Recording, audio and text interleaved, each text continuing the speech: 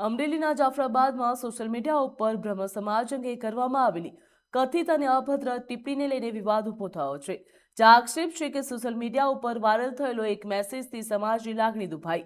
ઘટનાને લઈને બ્રહ્મ સમાજના આગેવાનો અને હોદ્દેદારોએ જાફરાબાદ પોલીસ સ્ટેશનમાં લેખિત અરજી આપી હતી અને જવાબદાર વ્યક્તિ સામે કડક અને કાયદેસરની કાર્યવાહી કરવામાં આવે તેવી માંગ કરી.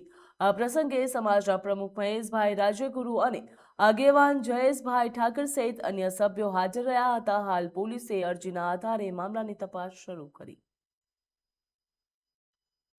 એટલે અમે આ 4-5 વખત જવા દીધું છે, પણ આ વખતે અમને એમ થયું કે હવે આપણે પોલીસ સ્ટેશનનો ચીંધેલો રાહ આપણે મેળવવો જોઈએ.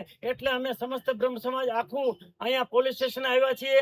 અમે અમારી નકલ અમે પીઓ સાહેબને આપી છે અને આમાં સખત કાર્યવાહી થાય એવી અમે આ પોલીસ સ્ટેશનમાં અને સમસ્ત જાફરાબાદના તમામ કાસ્ટ અમારી સાથે છે.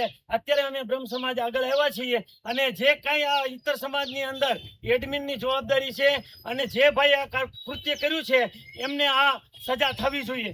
ભાઈ જય જય પરશુરામ, જય પરશુરામ.